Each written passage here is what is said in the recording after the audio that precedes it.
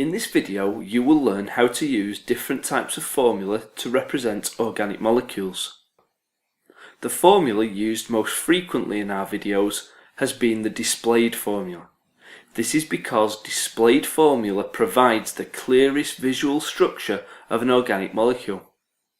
Here is the molecule butene, showed in displayed formula. It shows all the atoms in the correct order with lines to represent all single and double covalent bonds. Drawing all the bonds for very common molecules can be quite repetitive. For example, here is butanoic acid in its displayed formula.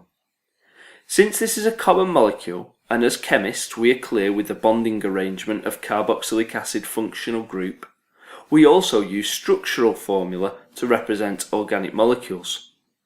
Here is the structural formula. As you can see, the covalent bond between the OH is not showing, as we know this arrangement anyway. In fact, we could simplify this further and remove all the displayed bonds like this. Structural formula is often used when writing equations, but the formula doesn't mean that it's always clear what arrangement bonds are in. Here is another example. First, the displayed formula of propane. If we then take out the lines representing the covalent bonds and group our atoms together in order they are arranged, we make the structural formula of propane. Pause the video now and try and draw both the displayed formula and structural formula of pentane, which has 5 carbon atoms. Here is the displayed formula of pentane, and here is its structural formula. Molecular formula is another type used and shows us only the number of each type of atom in the compound. To work out the molecular formula, you simply add up each type of atom. For example, here is the displayed formula of hexane.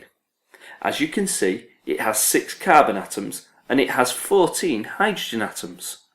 The molecular formula of hexane is therefore C6H14. This alone is not very useful, as it does not show us how the atoms are arranged and where the bonds are. If you look at these molecules, they all have 6 carbon atoms and 14 hydrogen atoms.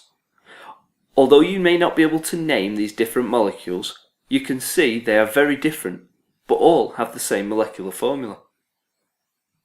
This is the molecule glucose. Pause the video now and complete the molecular formula for glucose. You should have counted 6 carbon atoms, 12 hydrogen and 6 oxygen atoms, so the molecular formula is C6H12O6. Sometimes the formula is reduced even further to make an empirical formula. The empirical formula is the simplest whole number ratio of atoms in a compound. We need to find the highest common factor, that being the largest whole number that is a factor of 6, 12 and 6 in this example of glucose. They all divide by 6. And so if we do this, we get C1H2O1. We don't show the ones, and so the empirical formula is CH2O.